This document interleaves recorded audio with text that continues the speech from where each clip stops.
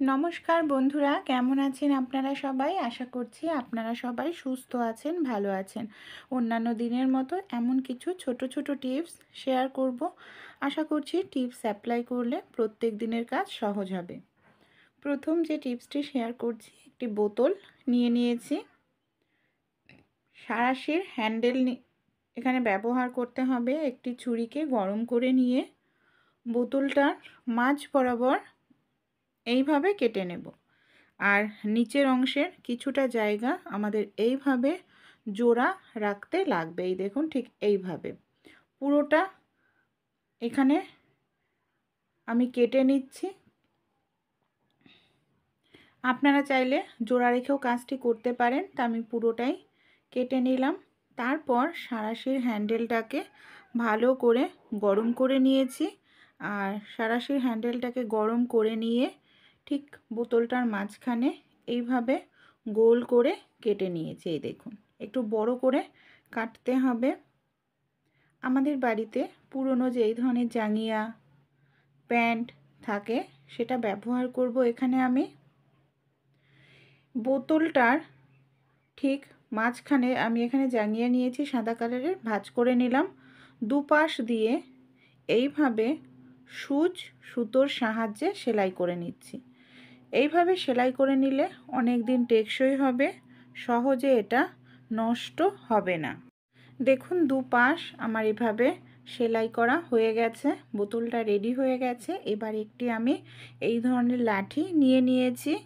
বড় যে লাঠি থাকে, লাঠিটাকে এইভাবে আমি ঢুকিয়ে নিচ্ছি। তারপর লাঠির নিচে কি করব, মোটা করে আমাদের কাপড় পেঁচিয়ে নিতে লাগবে, যাতে লাঠিটা ওপরে না উঠে আসে। এইভাবে আমি টাইট করে পেঁচিয়ে নিলাম। তারপর গিট দিয়ে নিচ্ছি। নিচে নামিয়ে নেব কাপড়টা, যাতে এটা নিচ দিয়ে খুলে না যায়, ওপর থেকে উঠে না আসে। এর জন্য আবারও একটি কাজ করতে হবে। ওপরের দিকেও আমি এইভাবে কাপড় টাইট করে বেঁধে নিচ্ছি। দেখুন, ঠিক এইভাবেই আমাদের রেডি করে নিতে হবে। এবার এটার সাহায্যে আমরা কিন্তু খুব সহজেই আমাদের ঘর মুছে নিতে পারি। দেখুন কত সহজেই আমাদের এখানে ঘরটা মোছা হয়ে যাচ্ছে। হাত লাগানোর প্রয়োজন পড়ছে না। আলমারির তলা, খাটের তলা সব জায়গা কিন্তু খুব সুন্দরভাবে পরিষ্কার হবে। তাই ভালো লাগলে আপনারাও এই ধরনের একটি মপ তৈরি করতে পারে। অনেক সময় দেখা যায় শাক আমরা এনে রেখে দিই, 1-2 দিন ঘরে থাকলেই শাক কিন্তু একেবারে আমাদের পাতা হলুদ হয়ে যায়, শুকিয়ে যায়। তাই শাকের পাতা হলুদ হবে না, শুকিয়েও যাবে না। ছোট্ট একটি টিপস অ্যাপ্লাই করলেই শাক আপনাদের খুব ফ্রেশ টাটকা থাকবে। সবার প্রথমে শাকের নিচের পাতাগুলোকে আমি এইভাবে বেছে নিচ্ছি। সে যে কোনো শাক হোক না কেন, কোনো অসুবিধা হবে না। এবার আমাদের বাড়িতে যে এই ধরনের কন্টেনার থাকে, কন্টেনারের মধ্যে কিছুটা পরিমাণ জল দিয়ে নেব। অনেকটা জল কিন্তু নয়, অর্ধেক জল দিতে হবে। শাকের যে গোড়াগুলো সেটাকে এই জলের মধ্যে ডুবিয়ে রাখতে হবে।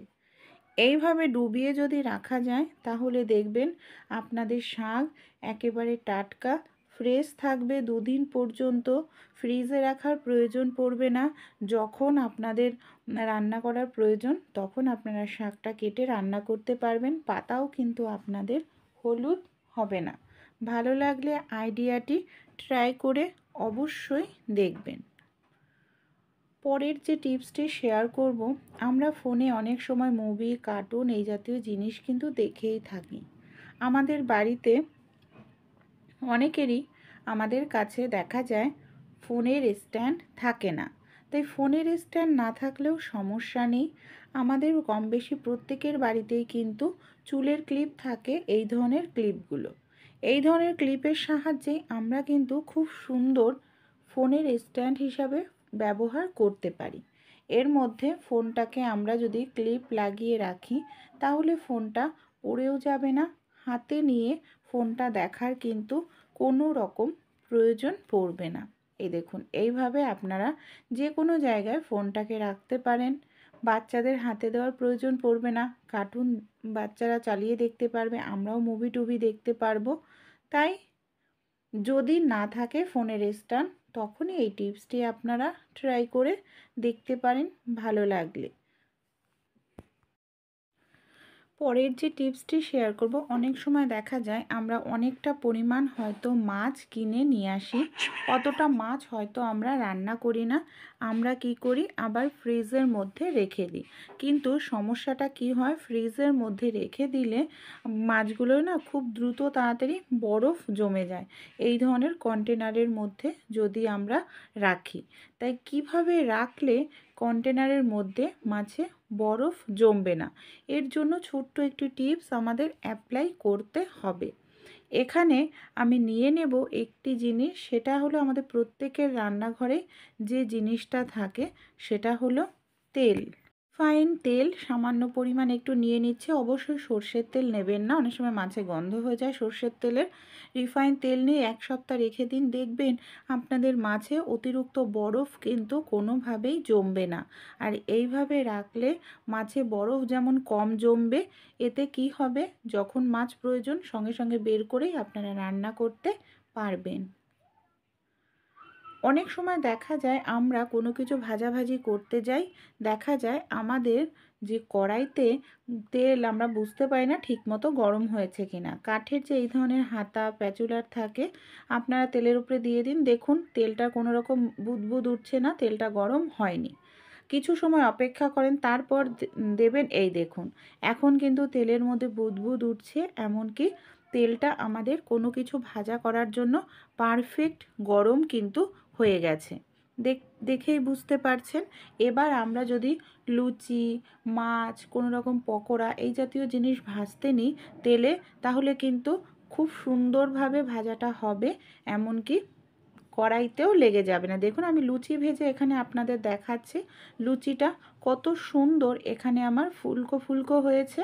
তাই টিপসটি আপনারাও ট্রাই করে কিন্তু দেখতে পারেন। পরের যে টিপসটি শেয়ার করব, এখানে একটি পলিথিন আমি নিয়ে নিয়েছি। পলিথিনটাকে এইভাবে আমি কেটে নিচ্ছি। কেটে কি করব, ছোট ছোট টুকরো করে আমাদের নিতে হবে পলিথিনটাকে। এই দেখুন আমি এইভাবে ভাঁজ করে 4 সাইড দিয়ে ছোট টুকরো করে এটাকে নিয়ে নিলাম। এই পলিথিনটাকে আমরা কি কাজে ব্যবহার করব চলুন দেখে নিই। এখানে সামান্য পরিমাণ আমি তেল লাগিয়ে নিচ্ছি। প্রত্যেকটা পলিথিনের মধ্যেই এইভাবে অল্প অল্প করে তেল আমাদের লাগিয়ে নিতে হবে। অল্প অল্প করে, বেশি নয়, একদম অল্প অল্প করে তেল লাগিয়ে নেব। তারপর দেখুন আমি এখানে একসঙ্গে কিন্তু অনেকটা নিয়েছি। একটি থালা নিয়ে এইভাবে গোল গোল ঘোরাতে থাকবো। দেখুন একসঙ্গে আমি কতগুলো লুচি এখানে বেলে নিলাম। এইভাবে আপনারা কিন্তু কম সময়ের মধ্যে অনেকটা পরিমাণ লুচি বেলে নিতে পারেন। পরের যে টিপসটি শেয়ার করব, অনেক সময় আমরা কোথাও অনুষ্ঠান বাড়ি যাই, সেফটি পিন দিয়ে আমরা কি করি, পিন করে থাকি। আমাদের প্রত্যেকের কাছে এই ডিজাইন পাথর দেওয়া সেফটি পিন থাকে না।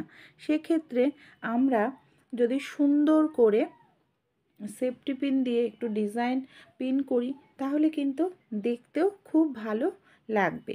এর জন্য আপনারা এই কাজটি করতে পারেন। মটরশুঁটির সিজন এখন, তাই মটরশুঁটির যখন সিজন থাকবে না, মটরশুঁটিকে শুকিয়ে সেফটি পিনের মধ্যে ভরে রেখে দিন। যেহেতু এটা গ্রিন কালার হয়, দেখতেও ভালো লাগে। এইভাবে সেফটি পিনের মধ্যে আমরা যদি ভরে নিই, তাহলে সেফটি পিনের যে জায়গাটা ফাঁকা থাকবে সেই জায়গাটা কিন্তু ভালো লাগবে দেখতে, দেখতে খারাপ লাগবে না। এইভাবে আমি অনেকগুলো সেফটি পিন এখানে ভরে নিচ্ছি সেফটি পিনের মধ্যে মটরশুঁটি। তারপর আমরা যে কোনো কিছু পিন আপ করি না কেন, দেখতে দারুণ লাগবে। ভালো লাগলে কাজে লাগাতে পারেন।